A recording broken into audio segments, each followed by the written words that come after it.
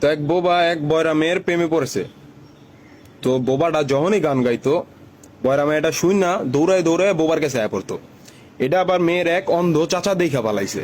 তো অন্ধ চাচা দেখা যায় মেয়ের বাপের ডায়, যার পাও নাই, দুই পাও নাই, ল্যাংরার কাছে যা বিচার দিছে। ল্যাংরা বাপের কাছে যা বিচার দিছে, ল্যাংরায় জিদ্দে চিত্তা মিত্তা ফায়ার হইয়া দৌড়ায় যায়, সাইকেল উঠাইছে, সাইকেল উঠায় যায় বাইকের মধ্যে কিক মারছে, কিক মাইরা ঘোড়াদা চৌড়াইয়া স্যারের কাছে গেছে। মাজার থিকা চাক্কু বাইর কইরা, পিস্তল দা দুইরা গুল্লি কইরা, তীর যায় স্যারার বুকে লাগে, স্যারাটা হনে মারা যায়। এটা দেখা বয়রা মাইয়াডও মারা যায়। কি সুন্দর একটা কাহিনী লিখছি। আমি একটা ভালো একটা রাইটার, আমি এটা দিয়ে একটা ছবিও বানাবো চিন্তা করছি। ঠিক আছে, তো শুধু আপনাদের প্রয়োজন আর কি, আপনারা সাপোর্ট করলে মনে করেন আমি একটা ছবি বানাইতে পারো। তো আমি নায়িকা তো একটা চুজ করছি যেটা মনে করেন আমার মনের থেকে একদম, তার ন্যাংটার থেকে আমার ন্যাংটা কাল পর্যন্ত মনে করেন আমি তারে ভালোবাসি।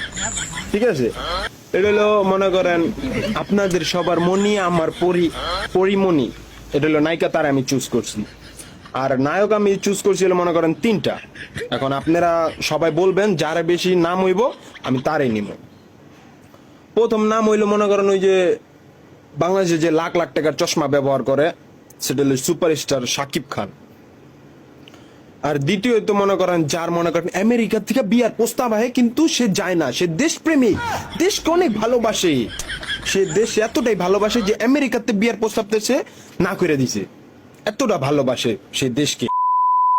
6 প্যাক সবার আগে বাংলাদেশে সে করছে, সেটা হলো মিস্টার জাহিদ খান। আর তৃতীয়ত যার নাচের উপরে ফিদা আমি, মনে করেন আমার যদি বাপ দাদার আজকে টাকা পয়সা থাকতো এই নাচের ভিতরে আমি ঢাইলা দিতাম, সব ঢাইলা দিতাম। আমি এতটা পছন্দ হয়েছে আমার ওই নাচ, আমি অনেকবার ট্রাই করছিলাম কিন্তু পারি নাই। লাস্ট একবার ট্রাই করে আপনাকে দেখাইতেছি, দাঁড়ান। এই নাচটা আছে না,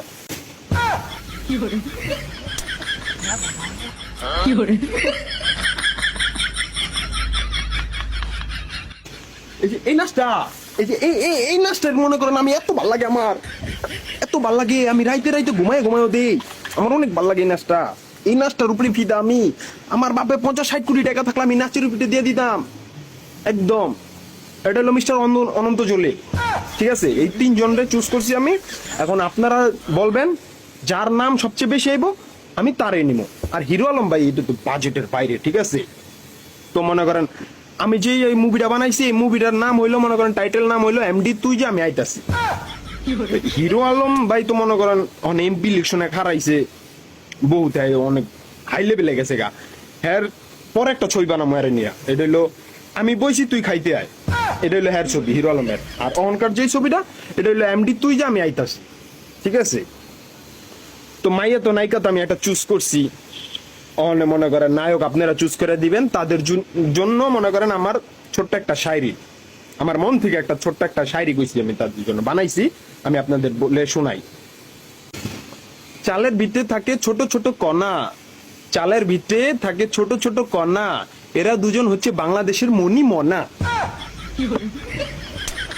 তাড়াতাড়ি জানাই দেন কার লোমু, দেরি করেন না, আমার ছবিটা বানাই তুইব।